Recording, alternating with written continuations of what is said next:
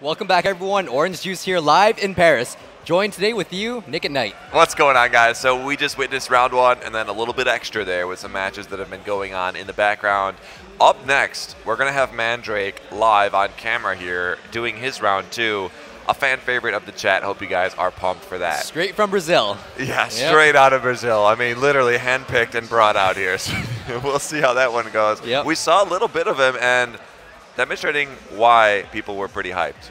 Yeah, his technical aspect and understanding of the game was very good. His log plays were flawless, and just the way he was handling the tombstone. The log tombstone hog plays were just out of this world. Yeah, and he was playing the hog right when it was necessary. They're starting up right now, so let's jump into it. He knew exactly when to play the hog. Yeah. Just with the rotation of his partner. All right, so it's Mandrake versus Parcel 60 million. No, wait, 6 million? Yeah, 6 million. Okay. 6 million. Yeah. Parcel 6 million. Parcel 6 mil. Versus Mandrake going in with a giant, very slowly but hot. We see earbuds and no sound. Which will work better? But look at, you can definitely tell Mandrake's on a phone. Both of them with a bowler on the map and a giant. Oh, wow. Very interesting. They're both playing a giant bowler deck with Tombstone in there. So Tombstone is going to do a lot of work. Okay, we've seen the same 4 cards on both starting hands. Wow. The odds of that are kind of low. Yeah. So even if they had a different card available, they both played the same 4. Except Parsa's Musketeer split to the left sides, but it got taken out completely by the log, so that was a very good play. Oh, will that Musketeer stay behind? Yes, it will. Mandrake's timing on that was just so flawless. The Musketeer,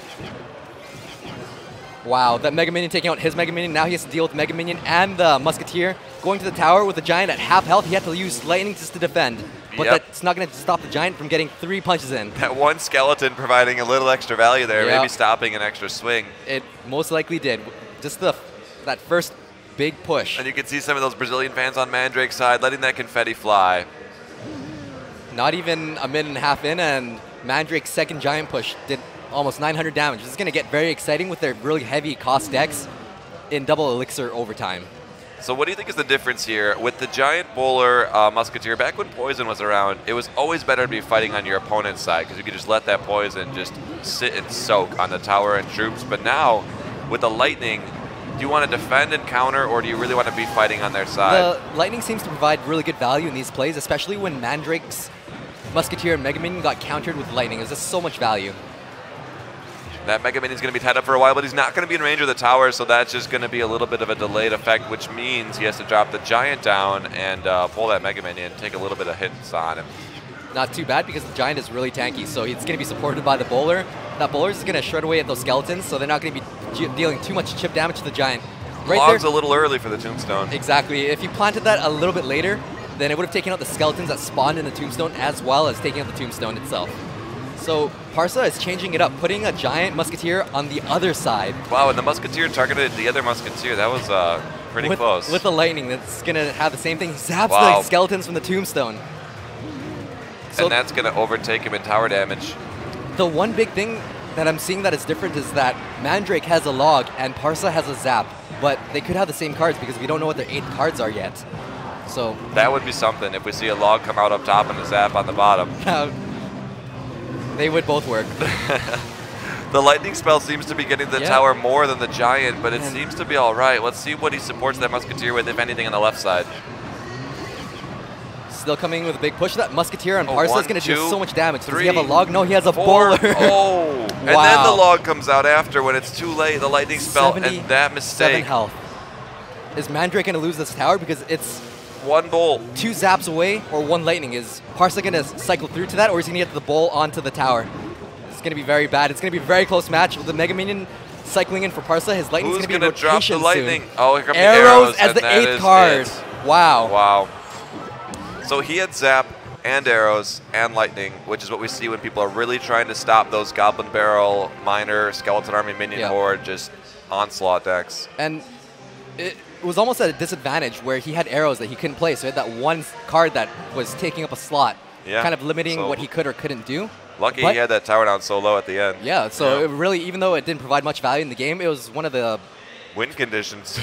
Exactly. It would have taken 2 zaps or a lightning end. Yeah.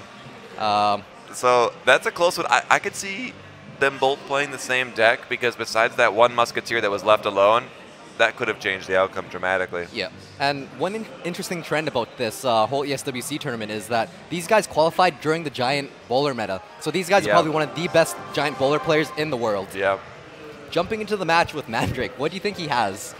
Let me see one card first. Same deck. Same deck. All right, I'm going to hold your word to that he has the same and Giant I'm going to Bowler. guess that Parcel has a Lava Hound deck. Okay. I'm going to call it right now. He has a lightning in there. Okay, I'm going to say he has a Mega Minion and Minions, not Minion Horde. Not Minion Horde. Yeah, that would make sense. Okay.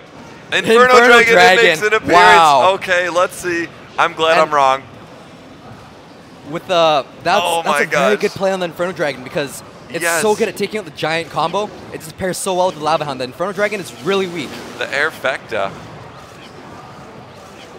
But the Inferno Dragon paired with a tank is just very effective. Yeah. It was actually so effective that Mandrake had to lightning that Inferno Dragon. He does have a Tombstone, which, as you have seen in videos, the Inferno Dragon can't deal with even the smallest stream of skeletons. It'll just hold it there. So that's one thing he has up his sleeve he can play. So maybe Parcel has some splash to deal with the Tombstone, possibly a log. But he's going to have to deal with this right now. We're going to see the Inferno Dragon. Since the Inferno Dragon is safe behind the Lava Hound, the Musketeer will never be targeting that Inferno Dragon before it takes out the Giant. Then it's going to start taking out the Bowler. Look at the value of that Inferno Dragon. And he lightnings that Musketeer. Just shutting down everything he's got going on. But the Mega Minion will hold the pups to just about no damage on that tower, and the Inferno Dragon is just hanging out, and that's when he uses the Tombstone. That just exactly like you were saying earlier, how that Tombstone is not going to let that baby dragon fly. He doesn't have the ability to take out a skeleton and then move on without the next one spawning, so the Tombstone's like the ultimate counter. It's going to be very hard, just because the Inferno Dragon takes 1 second to retarget onto new drops unit. an oops. Interesting, they're both switching lanes with both towers almost at full health. 1 minute into double elixir time. Both of these guys playing heavy elixir decks, so it's going to get heated up very soon. Oh, here we go. That Giant could get some good damage on the tower without the Inferno Dragon there to shut him down. Yeah, it looks like he had to use the log to kind of take care of the skeletons and the Giant.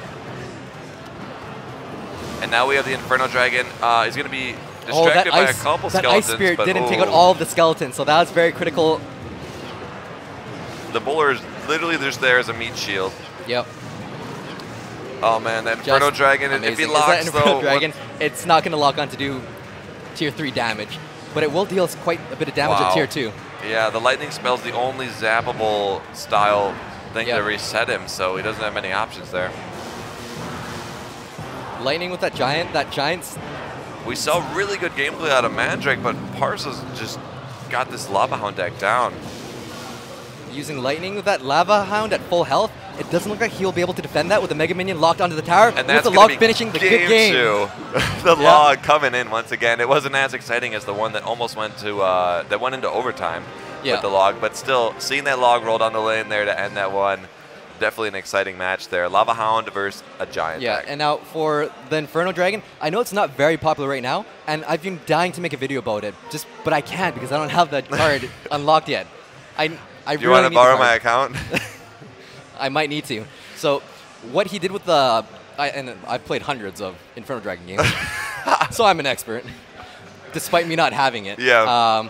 Anyways, for the Inferno Dragon, he couldn't have played it any better than that, just because that Inferno Dragon is very fragile. You always want to tank in front. Yep, and then without a zap in your deck, against a Giant and Bowler, it's just going to provide endless value on defense. Yeah. All right, let's see how they switch. Oh, Mandrake with a third. Expo. This is the first Expo of the day, isn't it? Yes. And the day just got better. 100 orange is better. Put down something there. Ooh, Mega Minion, Ice Spirit. That won't take out. Oh, there it is with the zap. Yes, and the Expo's on the tower with 75% health left for the Inferno Dragon, but now we can't reset the Inferno Dragon, and it's on the Expo. So a little bit slow on the guards. So the Inferno Dragon didn't target onto the guards, but it did manage to take out the Expo, but not before the Expo did 900 damage to the tower. Hound. I don't see this matchup too often. It's going to be interesting. That's right. It's Very rare to see that combination. Yeah. As common as Lava Hound is in challenges, and as powerful as Expo is known to be, most often see it taking out like Hog decks or minor decks. What a very interesting match. They both played their high-cost cards at the same time. With that Expo being taken out, like you said, you need to be at 10 Elixir, and you need to be ready to defend it. Yep. There's going to be a lot of trouble with the Inferno Dragon coming in very hot. Does he have the Tombstone or guards to distract the Inferno Dragon? Yes, he does. Guards come out. The Mega Minion is the next play, but if that Lightning Spell drops down, I don't think he even needs it with the Inferno Dragon there.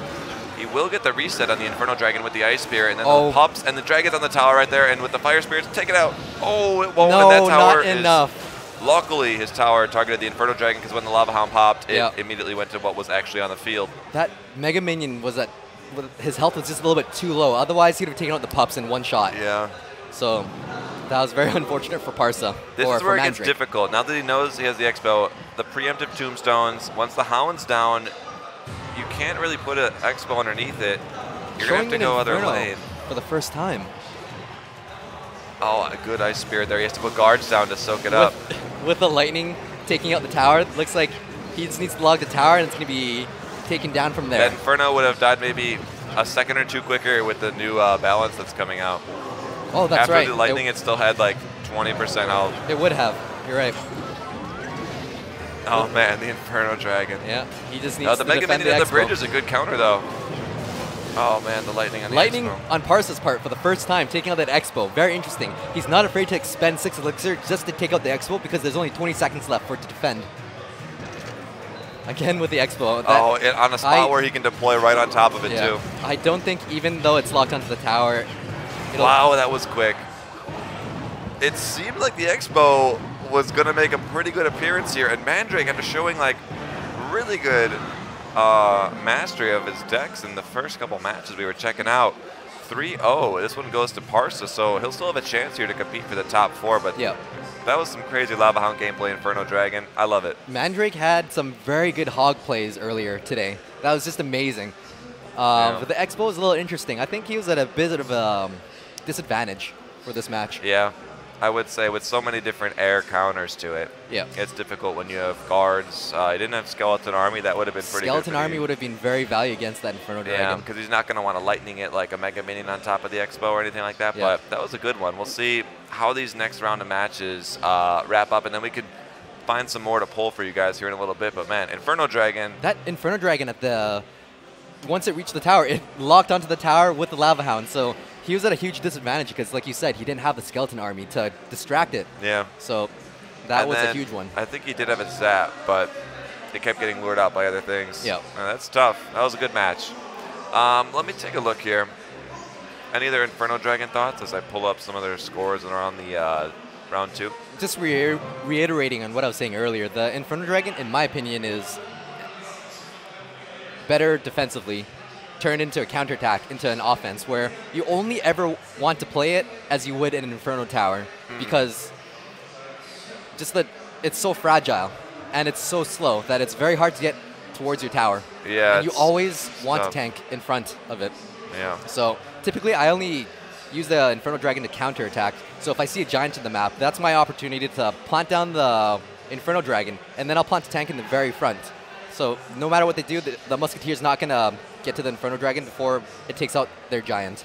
Yeah, that's pretty good. The Lava Hound with the Lightning is just, it answers so many cards that people want to put behind your Hound to take out the supporting troops, and then the Musketeer on the tower. Yeah. That's really hard to stop. If I were to describe the Inferno Dragon in 2 cards, I would say Inferno Tower and Sparky, where it has the defensive capabilities of the Inferno Tower, not quite as strong, about 30% weaker, but it still has that huge damage that ramps up in Tier 3. Then it has that unpredictability of Sparky, where that one time it can get to your tower.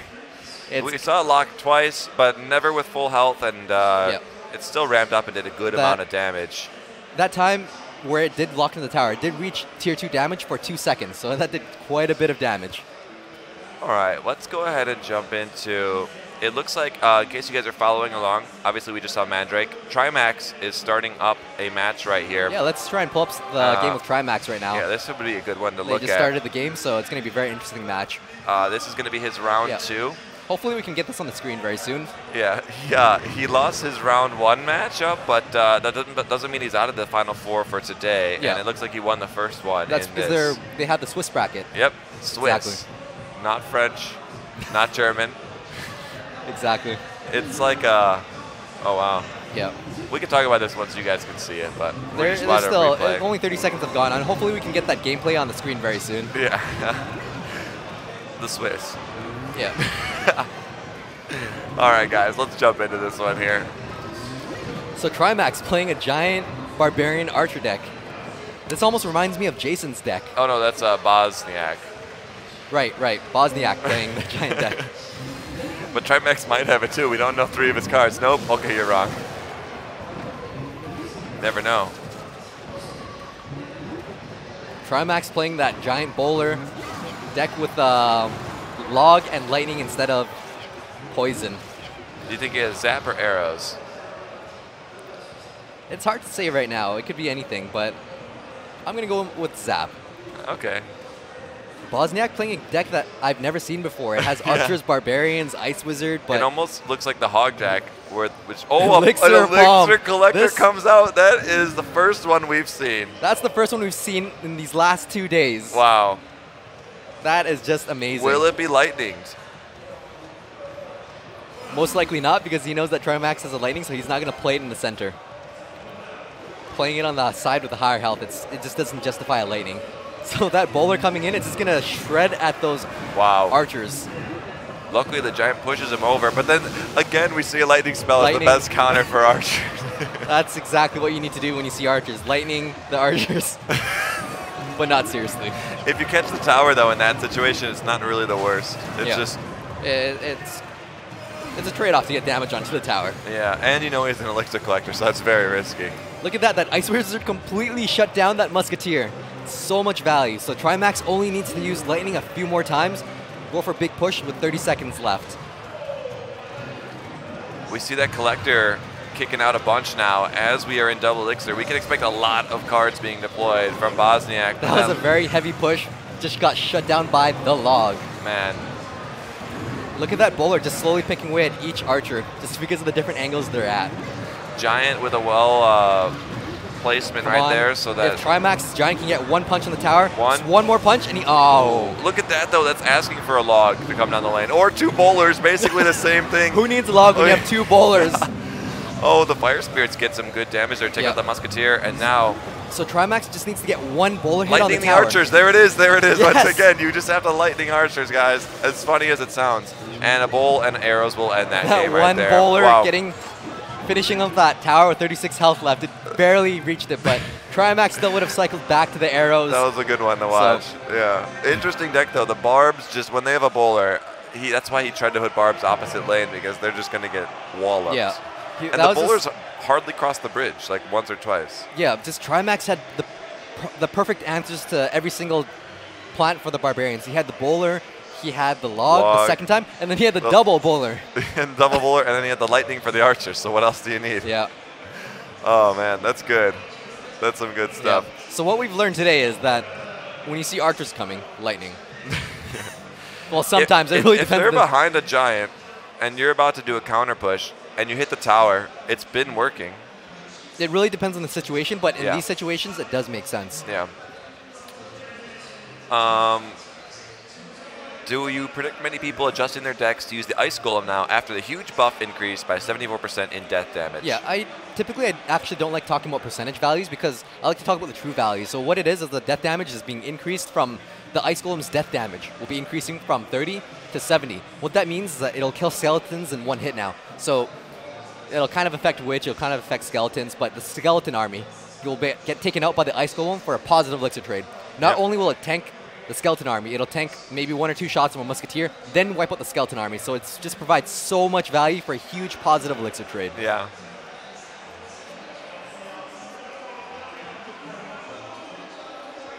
What do you? Let's go for a break. Okay. All right, guys. So we're going to be setting up the next one here, and then we'll bring you some more recap coverage of what has gone down in round number 2, and we'll be back with you guys for round number 3. Yep. Stay tuned.